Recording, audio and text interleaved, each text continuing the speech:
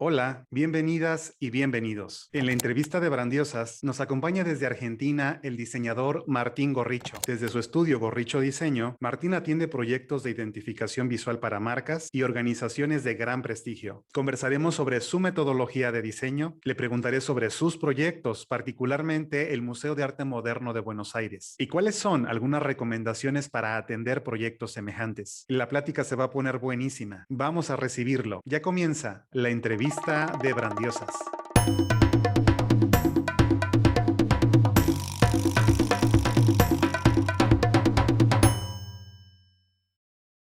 Martín Gorricho, desde Argentina para el mundo. Bienvenido a la entrevista de Brandiosas. Gracias por aceptar la invitación, Martín.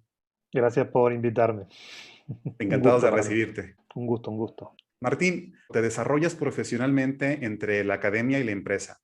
Son dos universos maravillosos, pero ciertamente distintos. Lo sabemos bien. La pregunta es, ¿qué te otorga tu trabajo académico que no te ofrece la empresa y viceversa?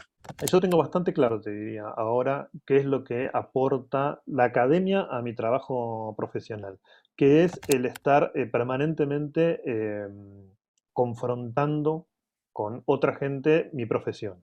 Es como la academia te pone en ese lugar de todo el tiempo estar pensando lo que estás haciendo y lo que se está haciendo y lo que están haciendo los demás, y es como una actividad reflexiva sobre la propia actividad que luego uno hace. Que me aporta un montón. O sea, cada año, aparte la visión, yo llevo ya varios años trabajando con estudiantes que están a punto de recibirse. O sea, que son prácticamente colegas. Que aparte de este tema, porque doy una materia que es diseño de identidad institucional en la Universidad de Buenos Aires. Entonces es un diálogo muy afilado con gente muy preparada y muy interesada por este tema, donde se renuevan todo el tiempo las visiones y se renuevan las preguntas. Y eso es una actividad súper enriquecedora luego de la práctica profesional. Supongo que lo otro también se puede pensar, que es decir, si aporta al momento de dar clases en una universidad pública, como es este caso, de algo específico como es este tema, si aporta el hecho de que uno sea un profesional activo y no solamente un académico. Y puede ser que también algo de ese universo de la práctica enriquezca ese otro campo de la academia, pero de lo que estoy seguro es de la situación inversa, de todo lo que aporta la discusión sobre el tema a luego la práctica. Particularmente con tu estudio Gorricho Diseño inicias desde 2003. ¿Cómo ha sido esta aventura? Bueno, sí, es que dicho así parece como un emprendimiento de una escala que tal vez nunca tuvo. O sea, yo soy yo, ¿no? Como esta persona que funciona como diseñador y como consultor. En algunos momentos trabajo vinculado con otros diseñadores o diseñadoras a algunos proyectos, pero básicamente sí, esto es, yo trabajando en relación de dependencia para para un par de empresas de diseño. En algún momento empiezo a tener como mis propios proyectos. Mi primer proyecto fue para un festival en Bélgica, algo vinculado al cine. Digo, por eso desde el inicio siempre estuve medio vinculado a las cuestiones culturales. Y en 2003 lo que hay es que emití mi primera factura, yo independiente, por fuera de tener un sueldo en una empresa. Y rápido, ese mismo año yo ya dejé de estar en relación de dependencia porque fui consiguiendo otros trabajos. Desde entonces mi trabajo viene siendo independiente. ¿Cómo es esa aventura? Y es una aventura, ¿eh? En un país como Argentina, y no sé cuán distinto son otros países de América Latina en este sentido, ser independiente, es decir, tener que cada mes garantizarse los ingresos para la supervivencia, más o menos, ¿no? Esa es la aventura.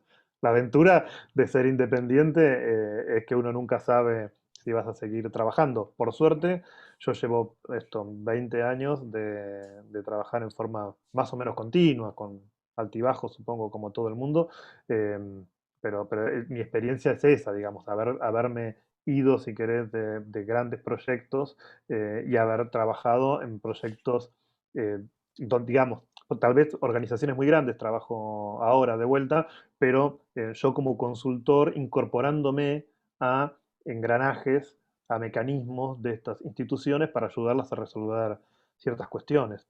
Es la forma en la que más me gusta trabajar a mí hoy, ¿no? Estos organismos en general tienen equipos técnicos internos internos muchas veces, a veces externos, gente que les resuelve cosas como redes o la web o los libros. Y a mí lo que me gusta es el trabajo con esos equipos en cada proyecto, siempre cambiantes, eh, viendo de qué manera organizamos y repensamos el trabajo para esos organismos.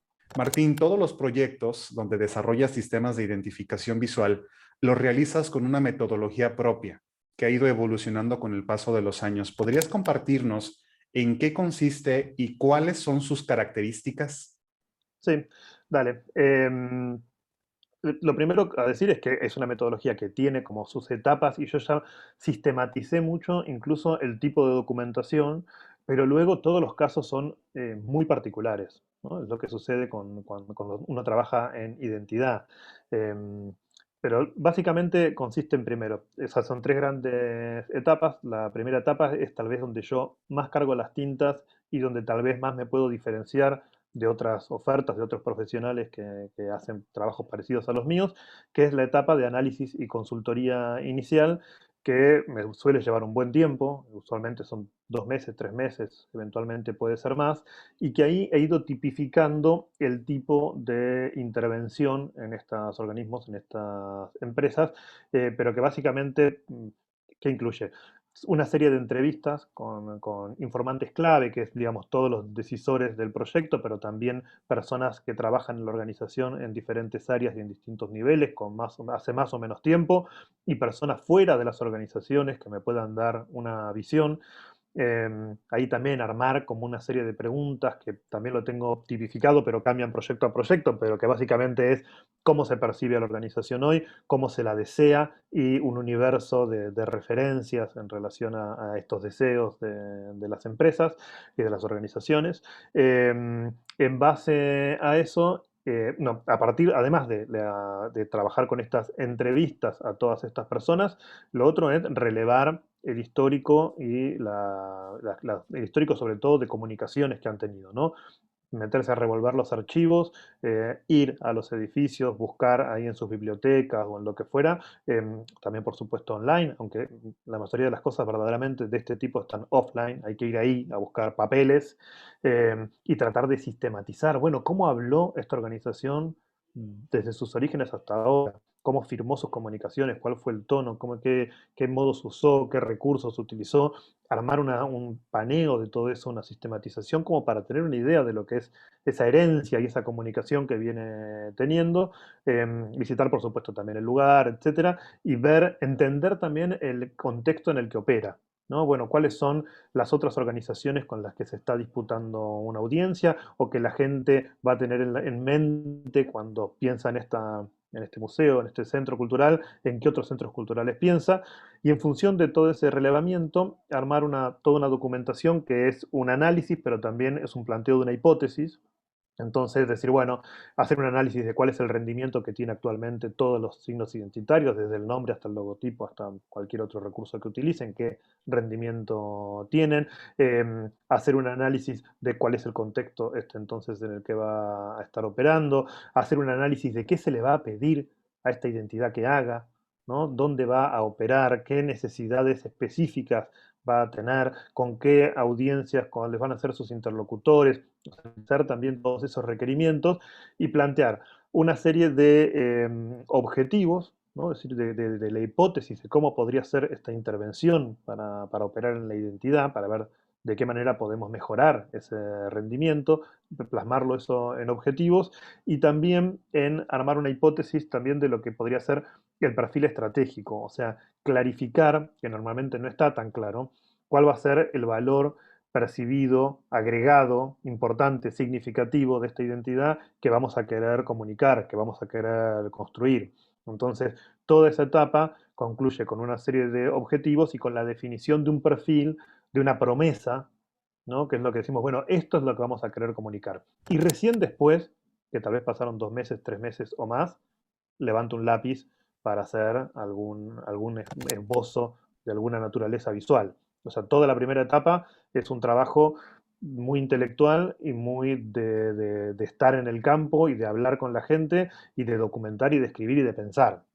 ¿No? Me parece, Creo que en general el diseño es una actividad intelectual, que está bien pensarla, porque resolvemos problemas, ¿no? Tenemos que identificar problemas y encontrarles soluciones. Nos pagan por pensar, principalmente, porque si no se lo confunde fácilmente con cuestiones más morfológicas. No pasa por ahí. O sea, luego operamos sobre la imagen, ¿no? Operamos con recursos visuales, con tipografías, con formas, pero ese es el lenguaje. Lo que importa es lo que estamos queriendo decir y eso es una actividad, otra vez, intelectual, es pensar eso. Así que ahí viene la etapa esta, la segunda etapa, si querés, de esta metodología, en la que estos objetivos que definimos y este perfil acompañan todo ese proceso todo el tiempo. Y de hecho, cuando se presentan finalmente algunas propuestas en general a la organización, a la dirección de la organización, se la contrasta todo el tiempo con los objetivos que se habían definido. Es como la vara que va a medir cada cosa que presentamos. Es bueno, ¿qué dijimos la última vez que nos vimos en relación a lo que esperábamos de esta identidad? Eh, Esa es la etapa, si querés, más común con cualquier proyecto de diseño y con cualquier tal vez otro estudio o profesionales. En algún momento todos, todas, nos ponemos a bocetar, a trabajar, a pensar. Y bueno, y la tercera etapa de metodología, que es la implementación, creo que también fue adquiriendo particularidades por esto que te comento de que yo estoy tratando cada vez más de trabajar con los equipos técnicos que ya existen. Como que hace muchos años, bueno, tal vez no tantos, pero bueno, varios años, la forma más tradicional de trabajar estas cosas para mí mismo era terminar estas identidades planteando un manual y luego ese manual se trasladaba a la organización para que vieran cómo lo implementaban. Y a mí me está pareciendo, por muchos motivos, pero incluso por una cuestión ideológica o filosófica, me hace ruido ir a decirle a gente que hace 5 años o 20 años que está trabajando en un organismo cómo tiene que hacer las cosas. Yo que acabo de llegar, que hace unos meses no conocía a nadie ahí adentro. ¿Quién soy para caer, así como un extraterrestre, en un plato volador y bajar directivas a gente que hace 20 años resuelve el cotidiano de una organización? Entonces me parece mucho más interesante, primero, toda esa gente vincularla desde el principio al proyecto, son de las personas con las que quiero entrevistarme, no es hablar solamente con los directivos, quiero hablar después con el que hace el posteo, o con el que hace el libro, con el que produce. Eh, pero luego, al momento de que definimos, cuando terminamos de definir, si se quiere, la identidad, yo esto se lo planteo siempre a las organizaciones, no es el final de la etapa, porque ahí vamos a empezar a ver cómo funciona eso en la implementación y vamos a seguir modificando cosas en función de la necesidad real en el momento de la implementación. Como que para mí la implementación pasó a ser una etapa propia del desarrollo. Como que el desarrollo planteamos el norte. En la etapa de desarrollo decimos, bueno, queremos ir por acá. Este tipo de paleta, este tipo de uso tipográfico, este tipo de signos, ¿no? Armamos como un universo posible. Pero la identidad se termina de definir en el momento de implementación y esa implementación se trabaja directamente con los equipos técnicos. Incluso vengo trabajando con metodología Agile en general, esas etapas de implementación. Hacemos reuniones quincenales o, bueno, se pautan con cada organismo en las que hacemos todo un planning, demo, todas las cuestiones propias de la metodología Agile con los equipos para ir haciendo seguimiento cada, cada vez que nos vemos de cómo va evolucionando esa implementación. Y en realidad porque también entiendo, ya corriéndome un poco de la pregunta de la metodología, pero tratando de explicar por qué esto, porque cada vez tengo más claro también que la identidad no puede ser una cosa pensada para hacer algo fijo, que lo definimos hoy y nos tiene que servir 20 años, sino que cada vez me queda más claro que es un devenir, que es un acontecer. Uno lo que define cuando define una nueva identidad para una organización, define lineamientos, define nortes, define caminos, define ideas, pero hay que pensarla como un devenir, como algo que se va construyendo todo el tiempo, que se va construyendo, en el que cada vez tiene más participación la audiencia, la gente, digámosle, porque la audiencia es un término incluso como más técnico, digo, hay gente que interactúa con esta organización todo el tiempo, ¿no? Yendo a la organización cuando se puede, hoy tenemos todavía muchas restricciones acá de confinamiento, pero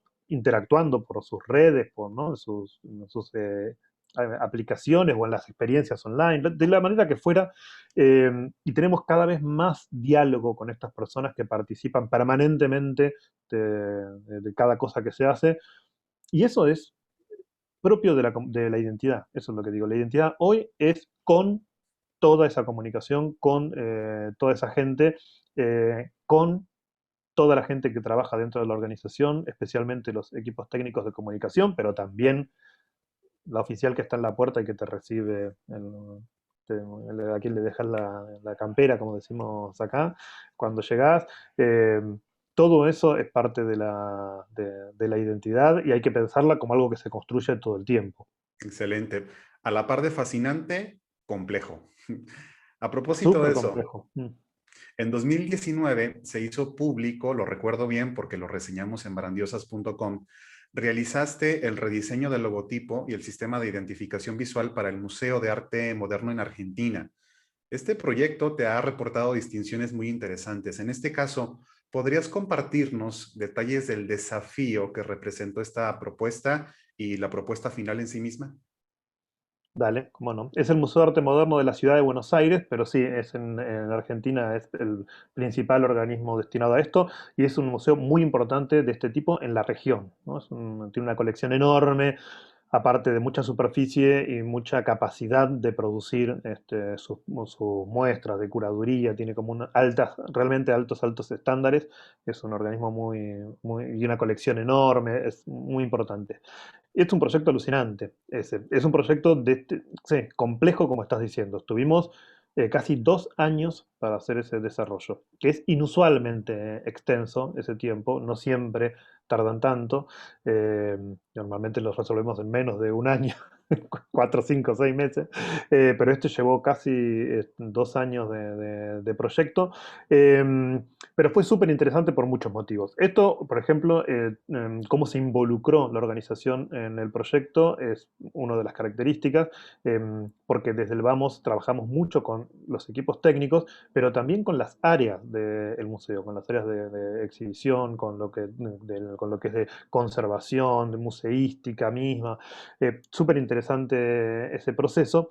Y lo que tuvo, si querés, de particular, y que a mí me pareció que fue clave en este proyecto fue desde el momento en que decidimos desarrollar una tipografía propia, que fue algo que yo le propuse a la organización, fundada en varias cuestiones, la hago corta, pero básicamente el museo, como es un museo de arte visual, muestra permanentemente mucha imagen de tipología muy diversa. Entonces, las posibilidades que tenemos de tener un signo visual o una paleta, signos visuales, digamos, de signos identitarios, en un punto están limitadas para no estar compitiendo permanentemente o en fricción permanente con todo eso otro que se muestra, que aparte es el infinito en términos de tipología, completamente variado. Cualquier definición de paleta cromática que hagamos o de estructuras morfológicas puede muy fácilmente entrar en conflicto con eso. Y ahí me parecía que había muchas estrategias que planteamos, pero una de las que les planteé y que les pareció interesante fue conservarnos dentro del blanco y negro, por ejemplo, que todo el color estuviera principalmente en las imágenes, eh, y con signos muy simples, pero una tipografía con la singularidad suficiente para que pudiera ser reconocida la identidad, como que la responsabilidad por la identidad en gran medida estuviera en la familia tipográfica. E hicimos un trabajo que a mí me pareció fascinante. Yo no soy tipógrafo, convoqué a un equipo de tipógrafos, la gente de Omnibus Type, Marcela Romero, Pablo Cosgaya, Héctor Gatti, son los que trabajaron en este proyecto, es una fundidora acá argentina. Lo que hicimos fue, en este ejercicio de arqueología que hago al principio, que les digo, ¿no? Yo me metí en la biblioteca que tiene el museo a ver todo el material histórico, eh, a la búsqueda de cuál era el primer escrito del museo del que se tenía registro. Y apareció, bueno, no sabemos si hubo alguno antes. El primero del que tenemos registro es uno, antes de que tenga sede el museo, se hace una muestra de arte moderno argentino en un barco. Y hay como un comunicado de esa exhibición que se va a hacer, y el título de ese comunicado está hecho en Futura, o en alguna forma de una familia futura, que aparte en este momento era una tipografía, digamos, reciente, ¿no? Y contemporánea a la época, bastante moderna. Y dijimos, rescatemos la primera escritura del museo, como un rasgo identitario, pero pensemos qué es cómo se transformó esa tipografía en todos estos 70 años de historia que venía teniendo el museo, cómo impacta eso en la tipografía futura.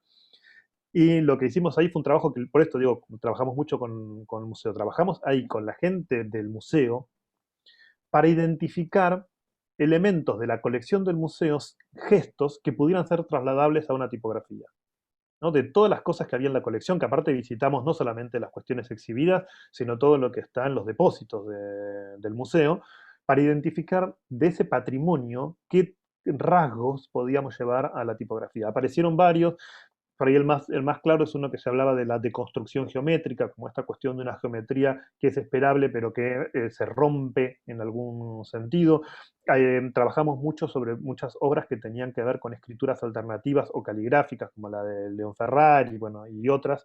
Eh, entonces empezamos a ver cómo esas morfologías podían llevarse y terminamos definiendo esta tipografía bastante insólita, ¿no? Muy rara, mucha gente no le gusta, porque es realmente rara la tipografía, a mucha gente le encanta, tiene como fanáticos de la fuente, pero sin duda es como muy singular, y es esto, es la tipografía, la voz original del museo, atravesada por toda su historia y por su propio patrimonio. Entonces, como ejercicio, a mí me parece súper interesante haber logrado eso, haber trabajado con estos tipógrafos increíbles en todo ese desarrollo.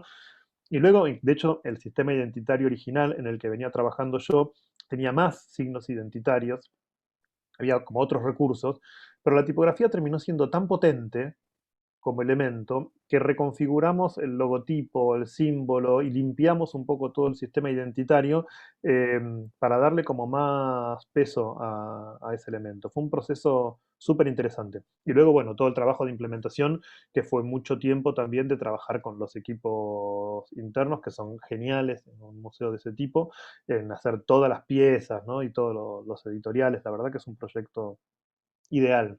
Este proyecto, Martín, te ha reportado satisfacciones muy interesantes a nivel internacional. No es el fin, los premios, pero siempre se reciben con gusto. En tu caso, ¿cómo ha sido? Bueno, tal cual lo que estás diciendo. Uno, haces este tipo de trabajos con objetivos bastante claros en función de que el organismo eh, logre esas cosas que habíamos pautado, ¿no? De mejorar lo que fueran, pero en relación, en este caso, a visibilidad, a cierta construcción de sentido, de correrlos, en este caso, por ejemplo, de un lugar demasiado formal y serio y llevarlos a un lugar más dinámico. Eso es lo que importa del proyecto y con lo que uno está hecho.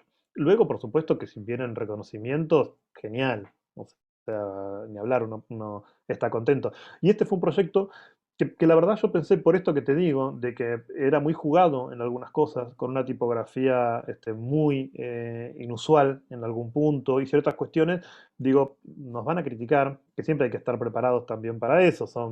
Yo trabajo mucho con organismos culturales, con organismos públicos y con organismos que tienen mucha escala, entonces digo, bueno, siempre van a haber críticas y todo, pero la respuesta fue buenísima y en ese sentido, ¿no? De que nos inviten a participar de bienales y que nos tengamos reconocimientos, y reconocimientos como muy importantes, ¿no? En el sentido de, o sea, por ejemplo, los de los Visual Identity Awards lo premiaron en su categoría, pero lo eligieron la identidad visual del año, entre todas las identidades de todas las categorías.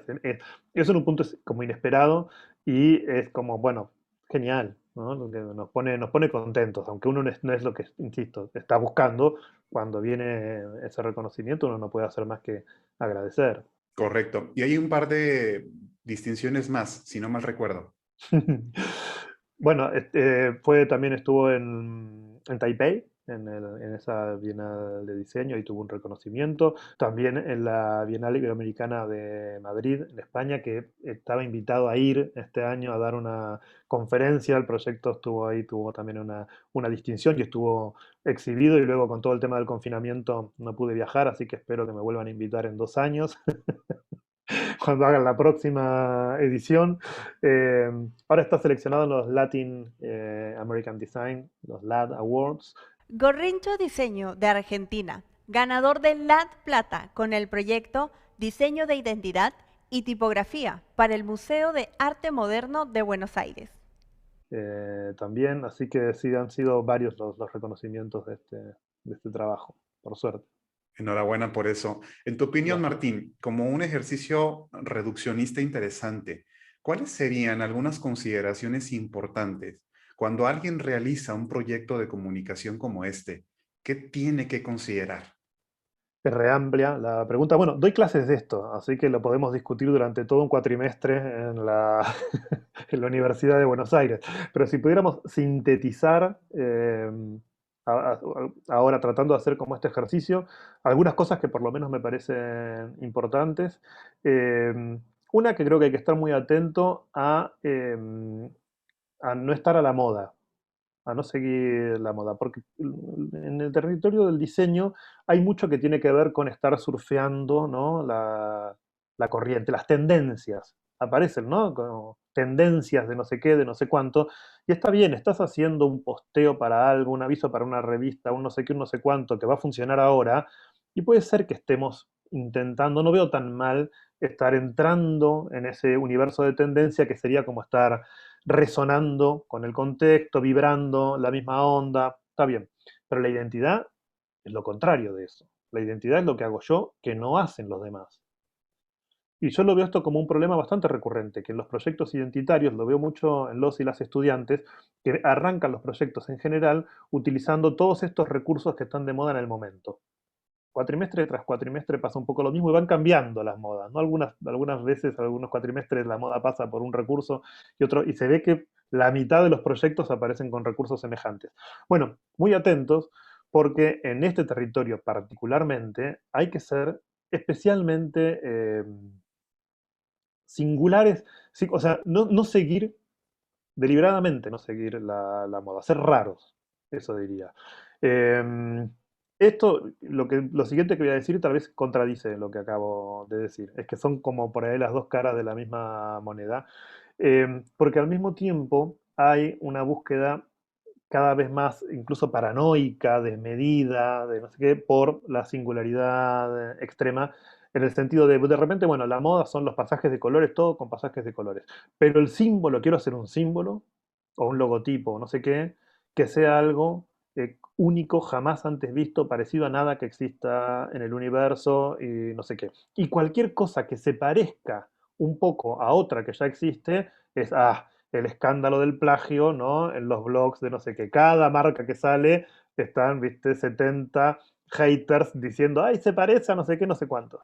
Eh, y para mí es no entender un poco cuestiones medio troncales de la cuestión identitaria.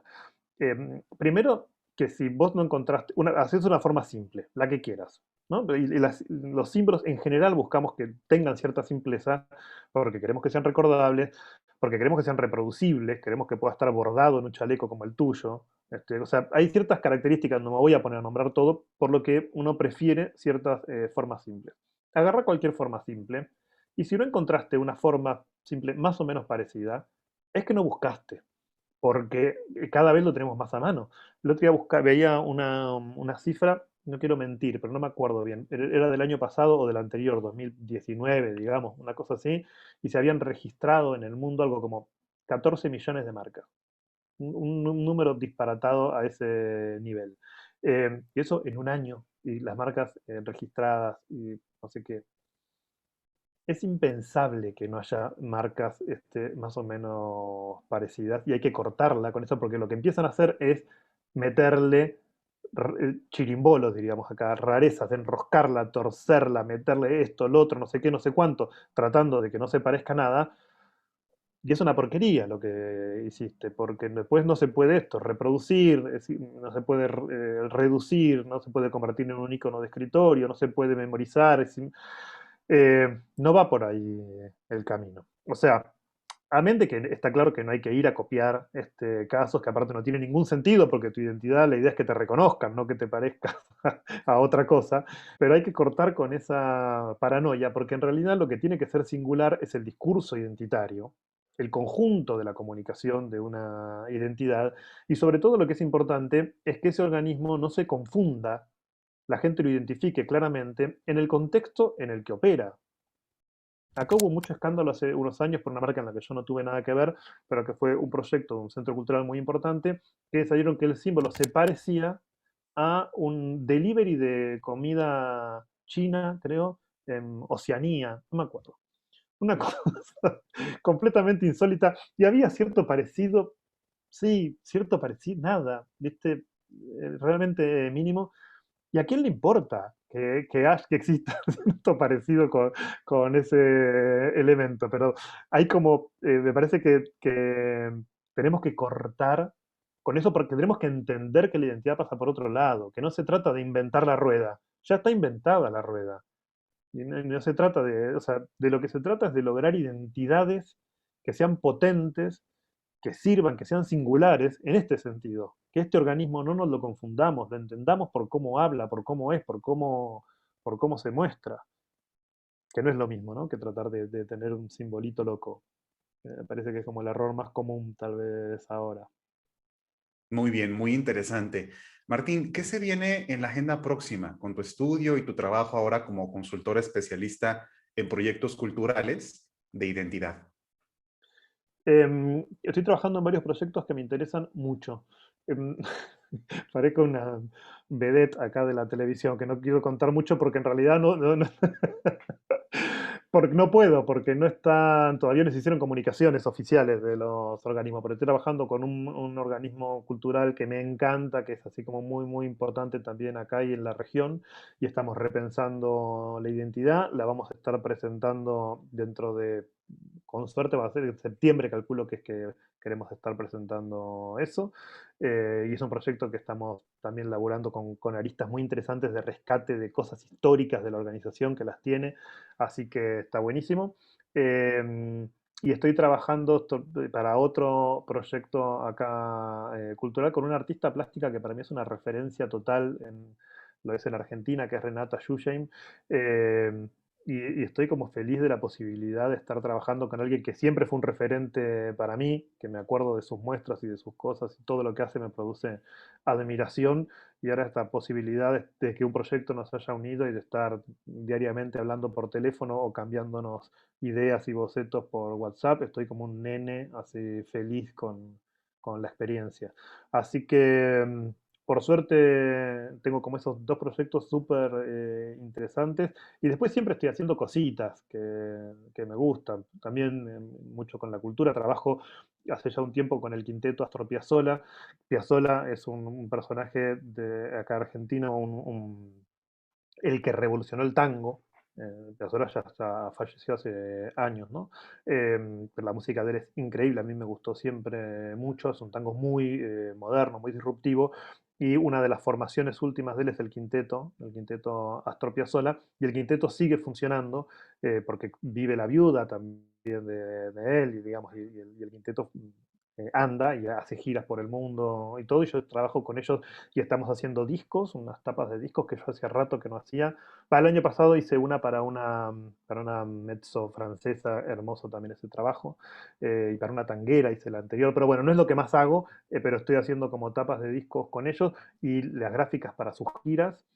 Y son los proyectos que me interesan, estos, porque me interesan esas conversaciones con esa gente, con la gente de la música, del teatro, de la cultura, es donde más me divierto. Sí, y si te diviertes, ese es un buen síntoma. Algo bien estás haciendo. He ido Martín, teniendo la suerte de elegir un poco eso sí, y de ir orientándome ahí. La verdad es que he trabajado para organismos, para organizaciones, para empresas de muy distinto tipo, y lo sí. hago, digamos, con total orgullo también. Lo que pasa es que por ahí, bueno, tengo la suerte de que me estén llamando a estos lugares que me interesan particularmente, porque yo mismo soy una persona que consumo mucho todas estas cuestiones culturales. O sea, escucho a Piazzolla, escuchaba a, Claro. a, a Vera Silvkovich, digo, la mezzo. O sea, entonces está trabajo con los que me encantaba la obra de Renata Schusheim, que entonces, bueno, estar pudiendo trabajar en esos proyectos con esa gente me parece genial, un regalo. Estamos en la recta final, Martín Gorricho, y esta es una de mis secciones favoritas de la entrevista de Ujú. Brandiosas. tus 3 recomendaciones, algo para leer, algo para comer y algo para pensar. Iniciemos con tu recomendación literaria. Bueno, qué difícil, pero me encanta, leo mucho yo. Mi recomendación, en principio amplia, sería leer literatura, porque nos ponemos muy técnicos a veces, ¿no? Pero después me parece que como diseñadores, como diseñadoras, finalmente estamos, aun cuando hacemos la identidad de una fábrica de tornillos, de tuercas o de neumáticos, de lo que quieran, estamos produciendo algo que dialoga en esta cultura.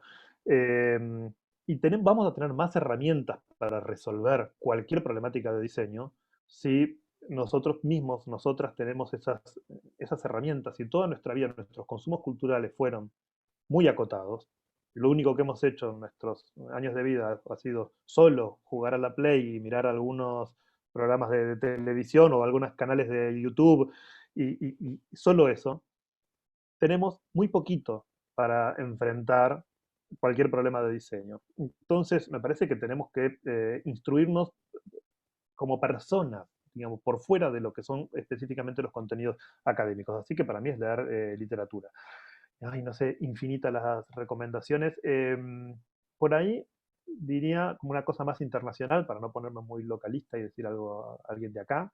Virginia Woolf, con la escritora, y digo desde lo siguiente, a mí me encanta, leí, no sé si todo, pero mucho de ella, y he releído algunos de sus libros y todo. Me parece que por ahí en este momento es interesante que vuelve, que desde un lugar muy distinto, ahora con toda la marea feminista y todas ese ímpetu de la revolución de las mujeres en este momento, como que se lee distinto, cosas que de repente ella las dijo hace una pila de años, pero bueno, una gran pensadora feminista también.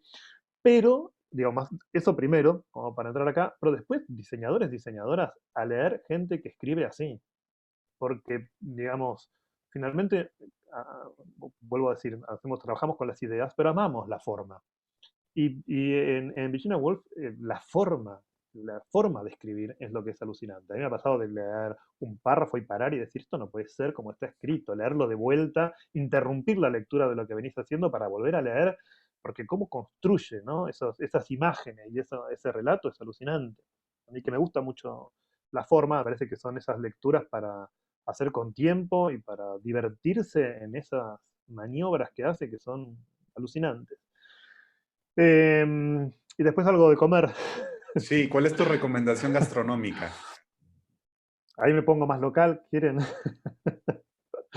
No sé, yo encima como mucho, me gusta comer. Y no sé, pensaría que algo típico nuestro podrían ser las, bueno, el asado es lo que se dice siempre de la comida argentina, puede ser, yo soy más de la milanesa, que es algo que de nuestra herencia, no sé, italiana, ¿no? Vendrá, no sé, de Milán. Eh, no es una recomendación muy original, pero la verdad que si yo tuviera que elegir un plato para comer el resto de mi vida, ¿viste? Cuando te hacen esas preguntas, y tal vez me quedo, es lo que más extrañaría. Muy bien, pues suena muy deliciosa la propuesta. Y finalmente, Martín, algo para pensar, esta idea de cierre. A ver, este año nos hizo pensar un montón, ¿no? Y el año pasado, me parece a todos, a todas, toda esta cuestión de la pandemia nos puso ante como la muerte parada acá al lado, ¿no? Como la posibilidad directamente de extinguirnos. Como cada uno de nosotros poder morirnos en cualquier momento, pero aparte como poniendo muy en evidencia algo que ya sabíamos, ¿viste? Porque tampoco podemos ser tan idiotas. Hace un montón que nos vienen diciendo que venimos haciendo todo mal y que de alguna manera nos vamos a terminar extinguiendo. Y cuando empezó la pandemia, hace un año y pico, yo me acuerdo que había muchos, ¿no? Varios filósofos, Zizek y otros, como planteando que, que el cambio que iba a implicar esto, como que había, no fue Zizek, fue, ¿cómo se llama el escritor de las invasiones bárbaras del italiano, el de Seda? Barico. Creo que es un texto de él que dice, que me parece una imagen muy potente, chocamos y todavía estamos entre los hierros retorcidos del auto sin poder ver bien el panorama, sin entender bien lo que pasó, pero chocamos. Eh, fuerte, ¿no? Esa imagen. Y daba un poco la idea de decir, bueno, tal vez era el momento en el que podíamos cambiar, repensarnos, pegar el volantazo. Y ahora yo veo en mi feed de Instagram las marcas de moda vendiendo barbijos bordados a $600. Y digo, no lo logramos, no lo logramos, no replanteamos nada, estamos en el mismo lugar que antes, solo que a punto de morirnos en cualquier momento. Eh, y me parece que voy a eso, lo que más tenemos que replantearnos es nuestro rol en esta sociedad como individuos, como diseñadores, como diseñadoras. ¿Sí? ¿Qué estamos pudiendo hacer? ¿Qué podemos aportar? En la medida que podamos, ¿viste? ¿Qué es lo que podemos hacer para entender? Porque si no estamos, ¿viste? Somos los músicos del Titanic, haciendo dibujitos, cositas de colores mientras todo se hunde. Entonces, no, me parece que en serio tenemos que replantearnos un poco la gravedad de esto. Y, y a mí, por ejemplo, me hizo replantear muchas cosas. Ahora vuelvo al diseño en relación a mis consumos, ¿no? Tratar de volver, por ejemplo, volviendo a la cuestión de la comida. Yo acabo de decir milanesa, así que yo no me hice vegetariano para nada, pero sí estoy tratando de comer cosas orgánicas, cosas de estación y cosas de proximidad.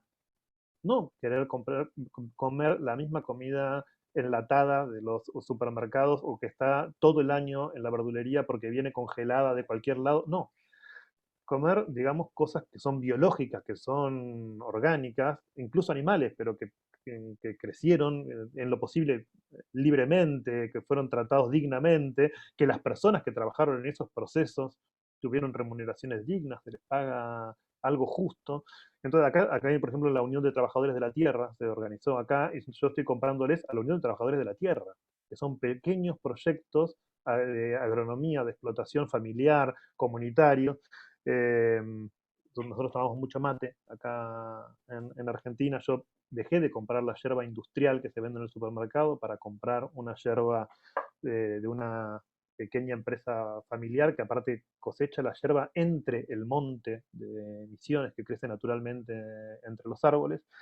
Y vuelvo a la cuestión del diseño y es donde podamos trabajar para eso, trabajar para mejorar eh, los proyectos cercanos, los proyectos populares, las cooperativas, los proyectos familiares, porque nos van a llevar puesto como humanidad a todos, ¿no? Si se sigue concentrando el poder van a quedar como todas las películas distópicas futuristas, ¿viste? Que queda una empresa, by and large, como en Wall-E, ¿no? Termina quedando una corporación que nos vende todo y el resto somos explotados por la única corporación. Bueno, algo de esta pandemia nos tiene que haber puesto frente a eso y pensarlo como un gran cambio que tenemos que hacer como sociedades, de ir a espacios más justos, organizados de otra manera. Como diseñadores, diseñadoras, me parece que podemos hacer nuestro aporte. Martín, ha sido un gozo escucharte. Muchísimas gracias por concedernos la entrevista. No, gracias a ustedes, espero, no sé, que les guste. Ha sido muy instructiva y que nuestras amigas y amigos lo disfruten tanto como yo. Mantengamos por favor la comunicación y nos veremos muy pronto. Dale, un gusto, gracias otra vez.